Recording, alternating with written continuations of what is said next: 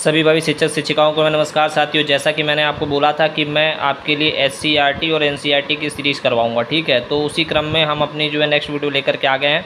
अभी तक हमने एससीईआरटी के क्लास 3 हमारा परिवेश, क्लास 4 हमारा परिवेश और अब क्लास 5 का हमारा परिवेश कंप्लीट करेंगे, ठीक है मेरे भाई।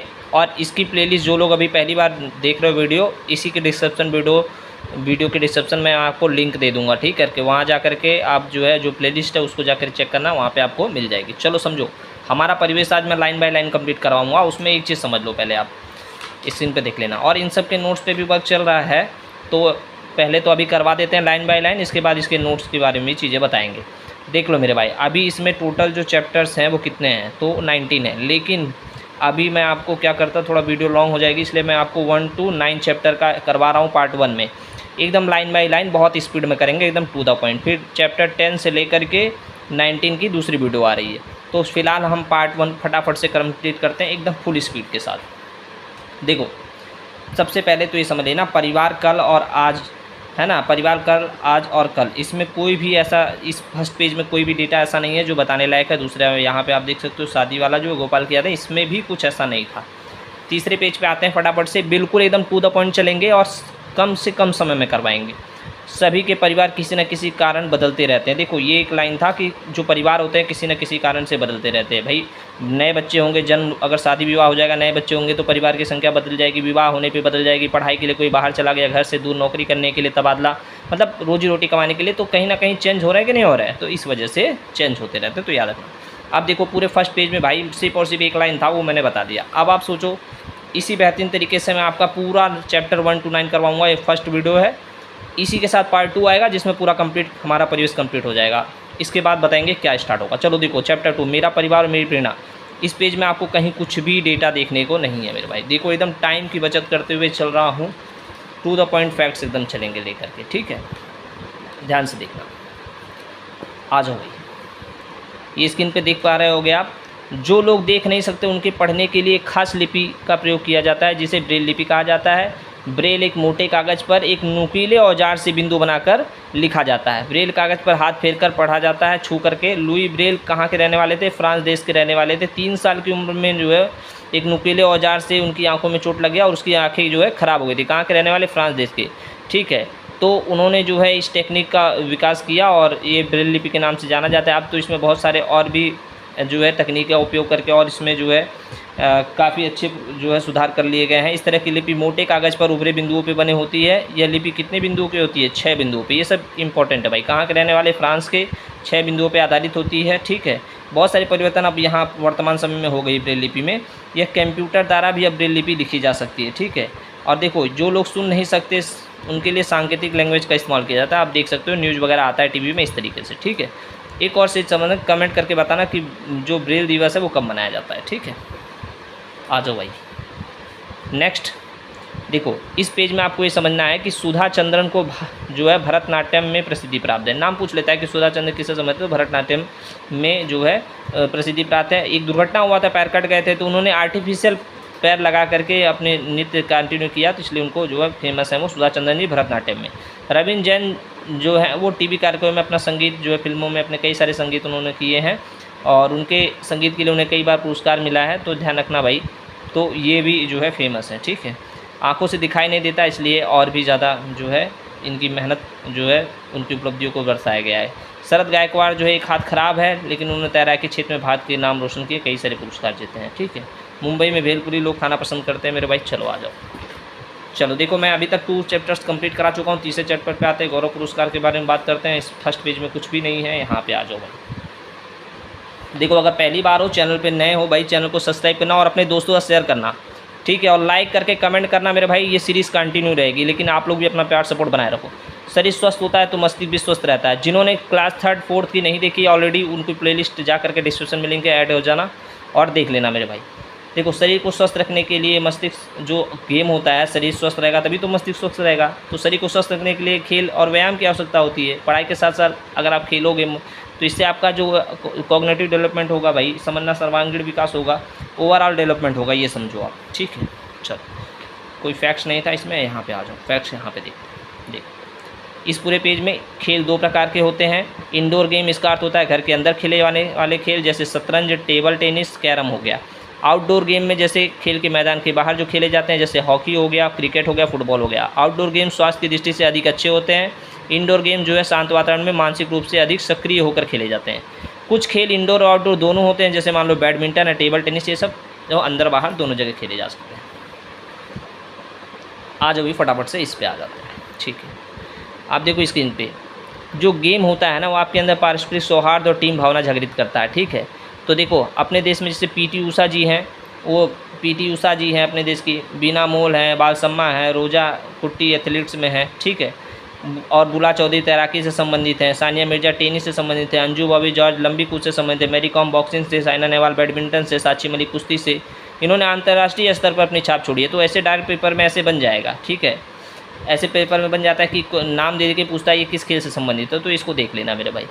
विराट कोहली क्रिकेट में, विश्वनाथन आनंद शतरंज में, सरदार सिंह हॉकी में, तो इनको प्रसिद्धि हासिल है। बस इतना ही डेटा इसमें था। अब यहाँ आप देख सकते हो भाई, इसमें कुछ भी ऐसा नहीं है। चलो चैप्टर 4 पे आते हैं। चैप्टर 9 तक मैं करवाने वाला हूँ, ठीक है। इस पूरे उसमें आ जाओ भाई, देखो चैप्टर 4 देखो क्या कह रहा है, आओ मिलकर खेले खेल। इसमें देखो खाली यहाँ पे आते हैं, देखो रस्सी कूद, कुर्सी दौड़, गेंद तड़ी, कुश्ती, रस्साकसी, टच एंड पास, घेरे में टप्पा, खो खो, कबड्डी आदि स्थानीय खेल हैं। तो याद रखना ये सब किसके अंतर्गत आते हैं, स्थानीय खेल। पूछ लेगा नाम निम्न में से कौन से स्थानीय खेल है। देखो एकदम मैं इसलिए सिलेबस वाइज, देखो कुछ लोग ये भी कमेंट कर रहे थे कि सर आप वही चैप्टर कराइए जो SCRT जो सुपर टेट में मेंशन है। मेरे भाई देखो, एक तो ऑलरेडी आप चीज़ों को शॉर्ट में पढ़ने की आपकी आदत है, लेकिन आप ये समझो कि अगर मैं फुल स्पीड में आपको पूरे चैप्टर का डेटा दे रहा हूँ, तो हो सकता है वो GS में, है ना, EVS में, GK वाले पोर्शन में आपकी हेल्प कर जाए।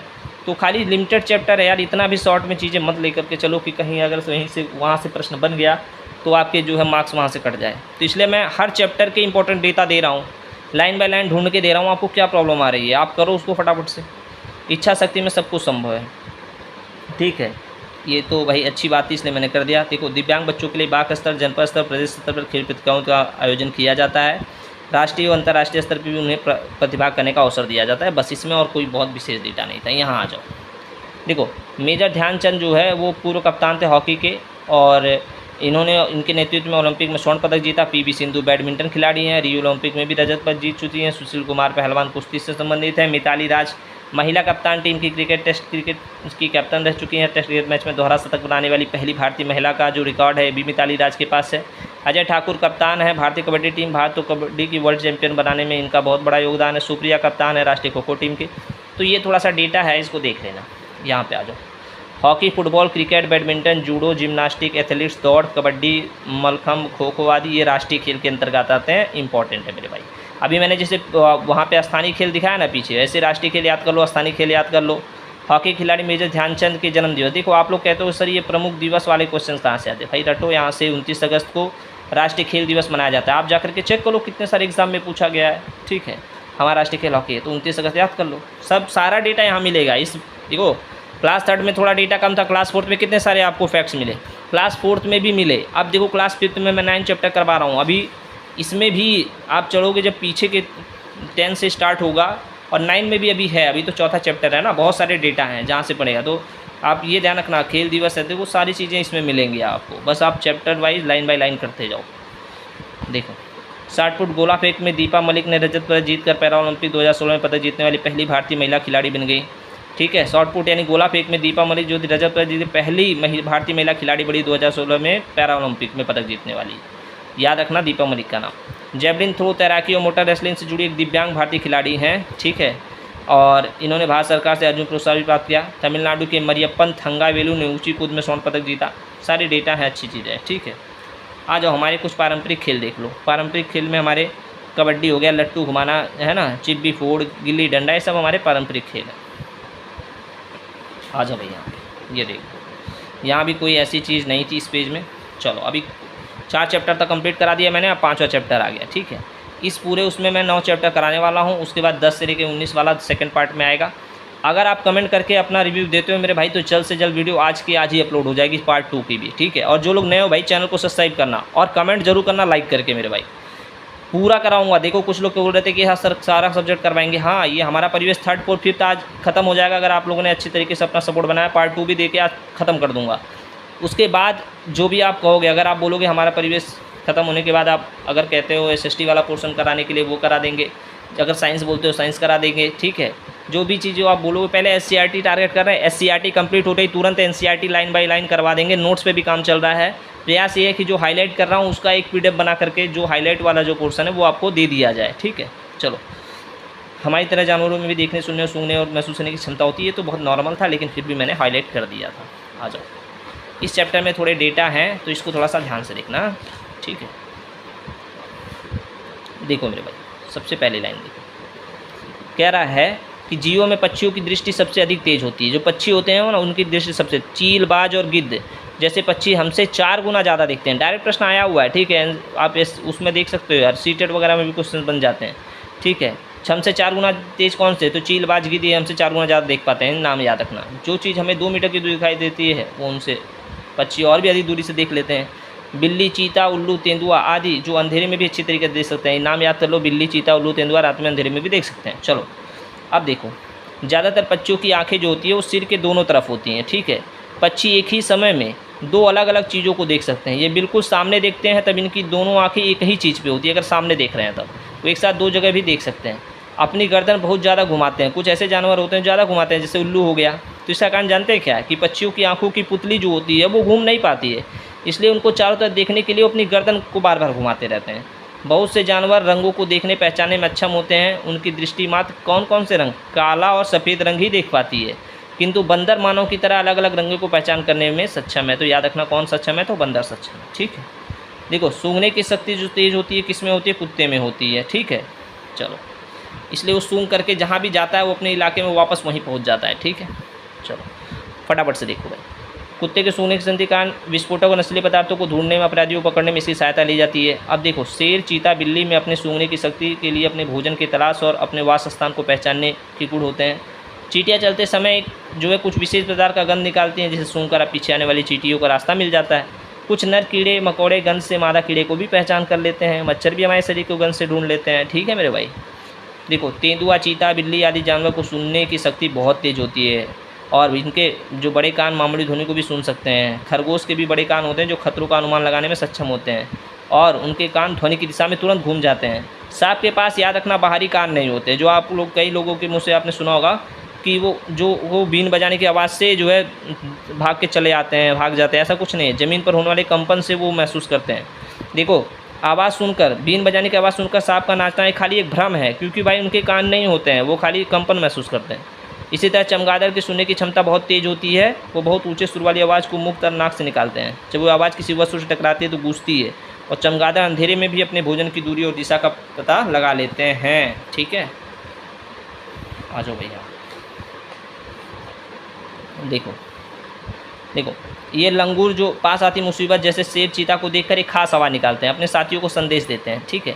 तो पक्षी भी खास आवाज़ें निकालते हैं, जैसे अलग अलग खतरों के लिए अलग अलग आवाज़ इन्होंने डिसाइड कर रखा है। अपने दुश्मनों के लिए, जैसे कुछ दुश्मन ज़मीन पे चल कर आते हैं, है ना, तो उनके लिए दूसरी आवाज़ निकालेंगे। कुछ हवा से आएंगे, उनके लिए आवाज़ दूसरा निकालेंगे, ठीक है। इससे चेतावनी होती है इनकी आवाज़ों से। छोटा बच्चा दिन में 14 से 16 घंटे, याद रखना कि एक छोटा बच्चा 21 से छोटे, ध्यान से समझना, वयस्क के लिए, छोटे बच्चे के लिए कम 14 से 16 घंटे की नींद जो है पर्याप्त होती है। वयस्क के लिए 6 से 8 घंटे की नींद पर्याप्त है। देखो, छोटा बच्चा रहेगा तो वो 14 से 16 घंटे सोएगा और वयस्क 6 से 8 घंटे की नींद पर्याप्त है, ठीक है। और इस तरह जानवर भी सोते हैं। ज़्यादातर जानवर हमारी तरह रात में सोते हैं। कुछ जानवर उल्लू, चमगादड़ दिन में समय सोते हैं, याद रखना भाई। जीव जंतु किसी खास मौसम में लंबे समय तक दिखाई नहीं देते हैं, मौसम के साथ वो अपना अनुकूलन करते हैं। सर्दियों में छिपकलियाँ नहीं दिखाई देती हैं। चलो भाई, डेटा आपको समझ में आ गया होगा। आ जाओ, थोड़ी सी चीज़ें बता देते हैं यहाँ पे। सीटेट में भी क्वेश्चन बनता है कि गाय 4 घंटे, अजगर 18 घंटे, जिराफ 2 घंटे, बिल्ली 12 घंटे सोती है, भाई याद रखना। चलो देखो, पार्ट 5 कंप्लीट हो गया, 6 पे आते हैं। 6 अब देखो कितना बचा हुआ है। अब आपका सिर्फ 6, 7, 8, 9, ये पार्ट 1 जो मैं करा रहा हूँ, 9 चैप्टर तो मैं कराने वाला हूँ, 6 मैं कराने जा रहा हूँ। उसके पहले एक चीज़ और समझ लो, जो लोग अभी तक हमारे सुपर टेट, देखिए आप जो है कहीं से कुछ भी प्रैक्टिस कर रहे हैं, ठीक है, आप जहाँ से भी आप तैयारी कर रहे हैं, बहुत अच्छी बात है। लेकिन आपको एक चीज़ ध्यान रखना, फर्स्ट डे से ही आपको सुपर टेट के लिए जो भी लोग मैसेज कर रहे थे प्रैक्टिस बैच से, तो उनको जोड़ दिया गया। सुपर टेट 2026 का हमारा एक प्रैक्टिस बैच चल रहा है। अगर आप चाहते हैं उस प्रैक्टिस बैच से जुड़ने के लिए, तो उसकी खासियत है कि डेली आपको 150 क्वेश्चन की अकॉर्डिंग टू सिलेबस आपको PDF प्रोवाइड की जा रही है, ठीक है। और लगभग प्रयास है कि 13,200 प्लस प्रश्नों को आपको देने का। मात्र 199 रुपीज़ चार्ज है। कैसे आप ऐड हो सकते हैं? 9935523329 पे मैसेज करके आप इस ग्रुप से जुड़ सकते हैं। 9935523329। और बहुत सारे साथी जुड़ के अपनी तैयारी बेहतरीन ढंग से कर रहे हैं। देखो, अगर आप प्रैक्टिस बैच से जुड़ते हो, इसका एक ही फ़ायदा है कि आपको डेली बेसिस पे अपनी कमियों का आकलन करोगे आप, और उस पर सुधार करने में प्रयास करोगे। अगर कुछ नहीं कर पाते, कम से कम 150 अकॉर्डिंग टू सिलेबस 150 ऐसे क्वेश्चन मिलेंगे जिसको आप रटोगे, समझोगे, और धीरे धीरे आप 13,000 प्लस प्रश्नों को अकॉर्डिंग टू सिलेबस तैयार कर चुके होगे। शाम को, और एक चीज़ और, बहुत लोग कमेंट करते हैं तो भाई फुल सॉल्यूशन मिलेगा, सॉल्यूशन के साथ, खाली आंसर की नहीं, सॉल्यूशन के साथ मिलेगा, उससे भी आप। और इसकी एक और खासियत, करंट अफेयर 2 दिन हफ्ते में, सैटरडे और संडे को मैं करंट अफेयर देता हूँ इसमें, जो मोस्ट इंपॉर्टेंट होते हैं। तो आप चाहो तो इसको जुड़ सकते हो। अदरवाइज आप कहीं से भी तैयारी कर रहे हो मेरे भाई, आप प्रैक्टिस करो, दिक्कत नहीं है, कहीं से भी करो आप।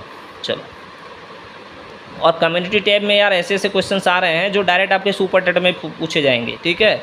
तो उसको इग्नोर मत करो। कम्युनिटी टैब के जो डेली 10 क्वेश्चंस आ रहे हैं, उसको समय निकाल के जाकर के करके देख लेना, ठीक है।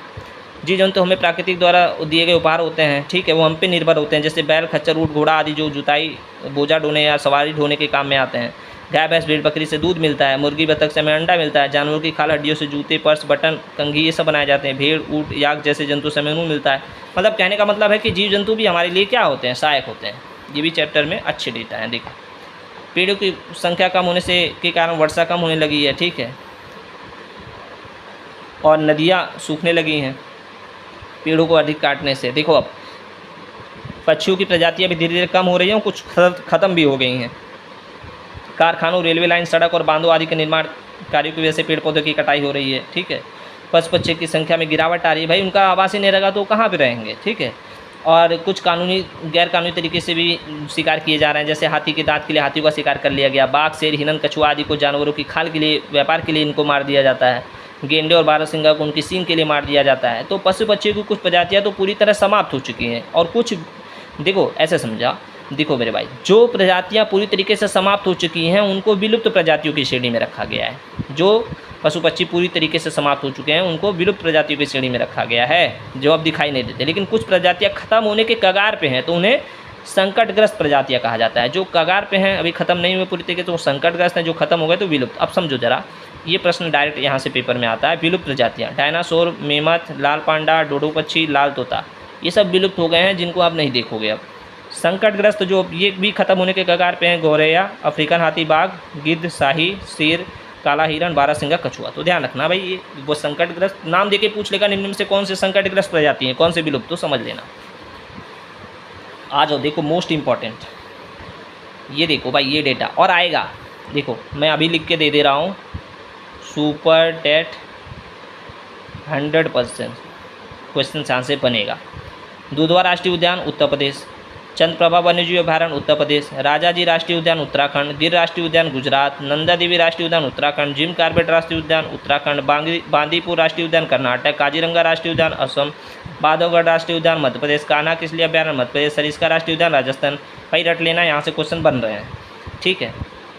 राष्ट्रीय उद्यान और जो वन्यजीव अभयारण्य की स्थापना की गई थी पशु पक्षियों को सुरक्षित रखने के लिए। तो ये देखो कितना इंपॉर्टेंट है, जिसको आप रटते हो, आप जगह जगह जाके ढूंढ रहे हो कंटेंट, यहाँ पे जो SCERT में दिया है वहीं से उठाए जाएंगे क्वेश्चंस। रेड डाटा बुक वह किताब जिसमें सभी संकटग्रस्त प्रजातियों का रिकॉर्ड रखा जाता है, उनको रेड डाटा बुक कहा जाता है। गौरैया को बचाने के लिए हर साल कब 20 मार्च को, कब 20 मार्च को विश्व गौरैया दिवस मनाया जाता है। अब बोलो, अभी मेजर ध्यानचंद वाला आया था, ठीक है, खेल दिवस के रूप में, तो वैसे ही विश्व गौरैया दिवस भी मिल गया। भाई 2 दिवस तो यही मिल गए, और क्या चाहिए आपको? ऐसे ही क्वेश्चंस आपको मिलेंगे, ठीक है। बाघ हमारा राष्ट्रीय पशु है, और बाघ परियोजना प्रोजेक्ट टाइगर इसको सुरक्षा देने के लिए लागू की गई थी, ठीक है। चलो कमेंट करके बताओ, ब्रेल दिवस मैंने पूछा था कब मनाया जाता है, और जो है बाघ परियोजना कब लागू की गई, बताओ। चलो कमेंट करके बताना, इस पेज में कुछ नहीं है। चलो भाई ये भी ख़त्म। अब 2 चैप्टर और बचे, फटाफट से कराते हैं। देखो वीडियो लंबी हो जाती थोड़ा सा, इस वजह से मैंने जो है 2 पार्ट में कर दिया, और बहुत बेहतरीन और एकदम नीरस ना लगे वीडियो, इसलिए बहुत फास्ट करवा रहा हूँ। देखो जंगल तरह के पेड़ पौधे पक्षियों का वास स्थान होता है। वायुमंडल में ऑक्सीजन गैस की मात्रा बढ़ाते हैं पेड़ पौधे, और जो विषैली गैस होती है उनको कम करते हैं।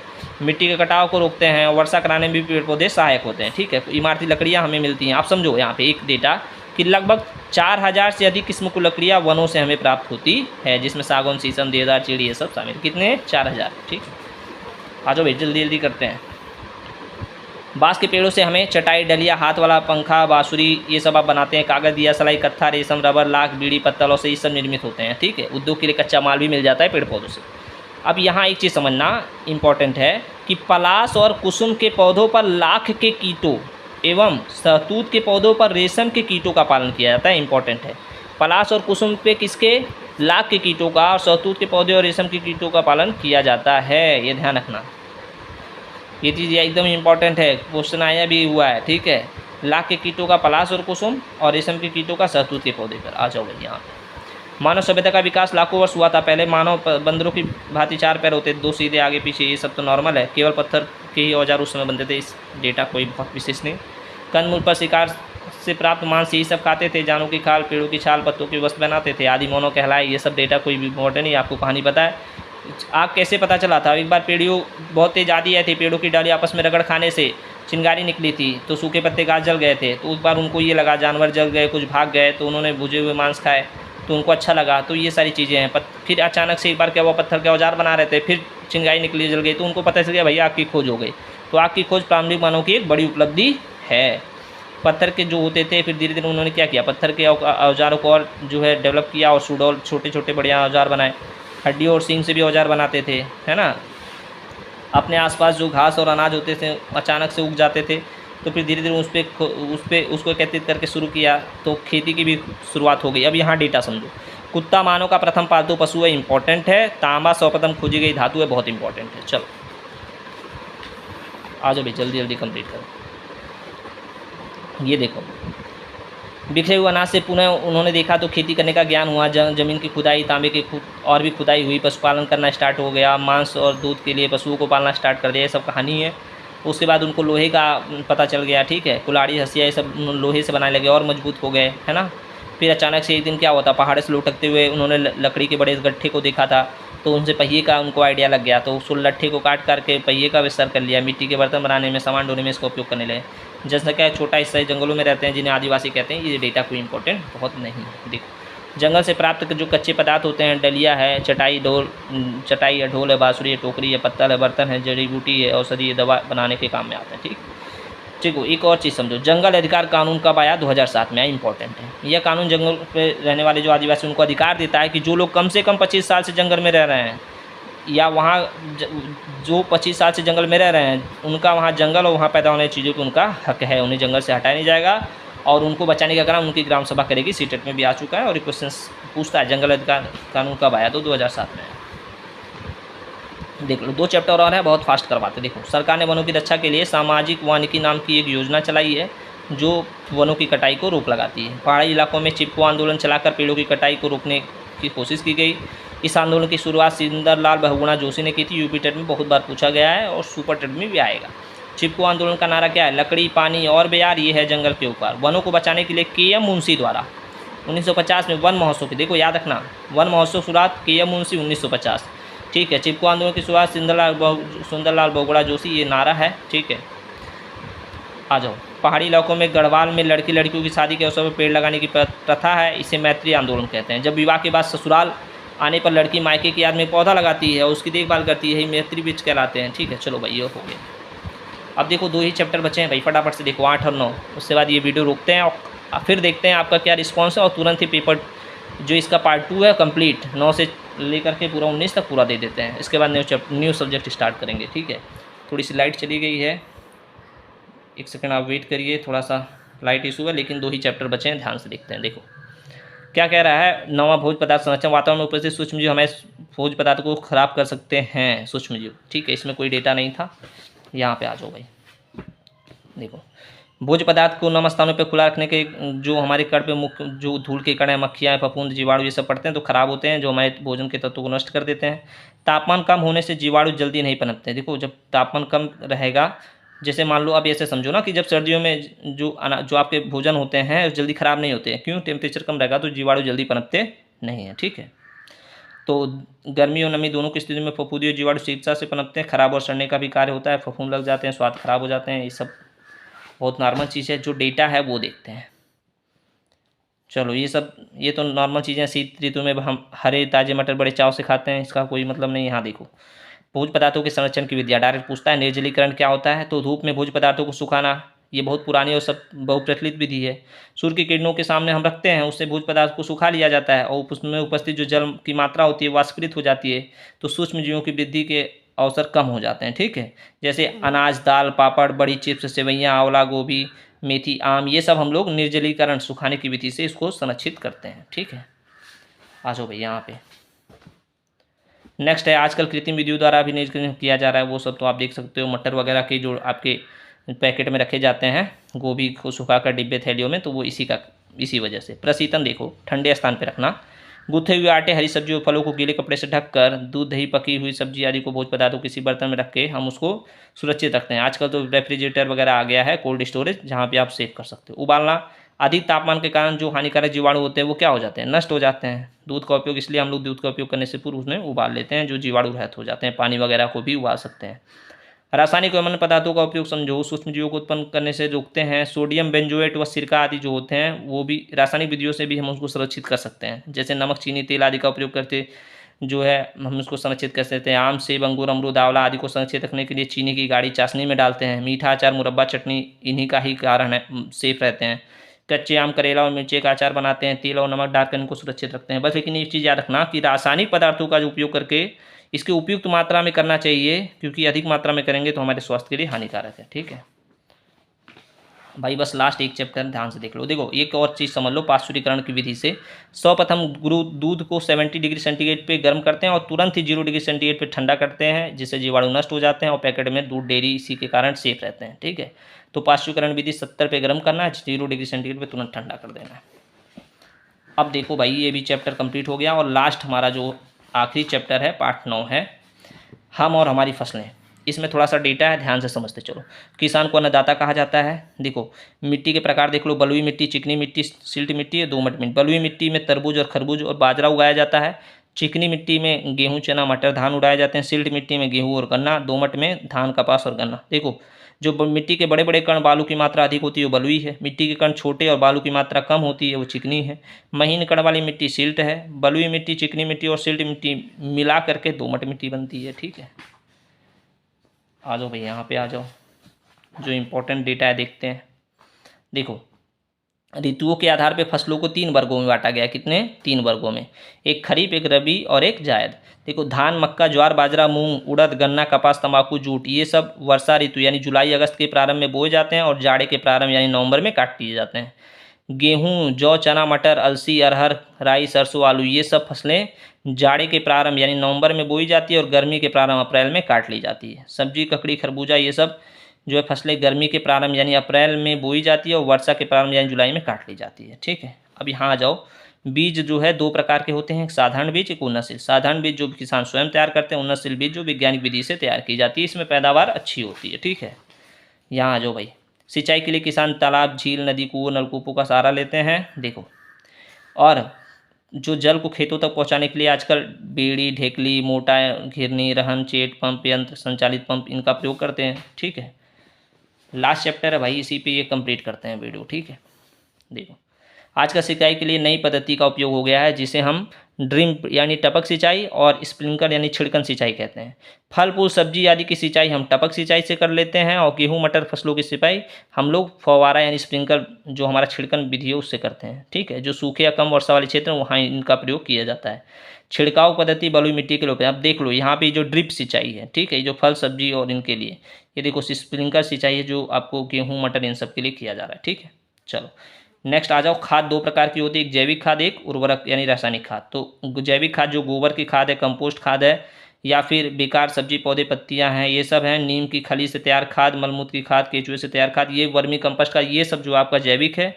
Urea, ammonium sulphate, DAP, di ammonium phosphate, zinc phosphate, muriate of potash, ये सब आपके जो है कैसे हैं, तो ये आपके उर्वरक हैं, रासायनिक खाद। लेकिन याद रखना, जो जैविक खाद होते हैं मिट्टी को उपजाऊ बनाते हैं, रासायनिक खाद से कुछ उसका नुकसान भी देखने को मिलता है। फसल तो अच्छी पैदावार हो जाती है लेकिन उसका नुकसान भी है। देखो, ध्यान समझना, भूमि बंजर होने लगती है और जहरीले तत्वों की मात्रा बढ़ जाती है भोजन में आपके, तो इसलिए हमेशा हमें जैविक खाद का प्रयोग करना चाहिए। देखो, कटीली झाड़ी पौधे की बाड़ बनाकर जानों की सुरक्षा, कीटनाशक प्रयोग, ये सब कोई विशेष नहीं है। यहाँ पे आ जाओ। हरित क्रांति वर्ष 1966-1977, कृषि उत्पादन क्षेत्र में क्रांतिकारी परिवर्तन। इसका उद्देश्य अच्छे बीज, खाद, सिंचाई और आधुनिक यंत्रों का उपयोग करके कृषि उपज में तीव्र गति से वृद्धि करना। हरित क्रांति वर्ष 1966 से 1977 के बीच इन सब कार्य किए गए। ठीक है, चलो भाई अभी ये चैप्टर कंप्लीट। और एक चीज़ समझ लेना, पार्ट 10 यहाँ से मैं पार्ट 2 में लेकर के आऊँगा। चैनल को सब्सक्राइब करो, कमेंट करके अपना रिस्पांस दो मेरे भाई, और अपने दोस्तों के साथ शेयर करो। ठीक है, जिनको भी प्रैक्टिस बैच से जुड़ना है वो 9935523329 पे अगर चाहें तो जुड़ सकते हैं, नहीं तो कहीं से भी प्रैक्टिस करो, कोई दिक्कत नहीं है। चलो मिलते हैं नेक्स्ट वीडियो में, धन्यवाद।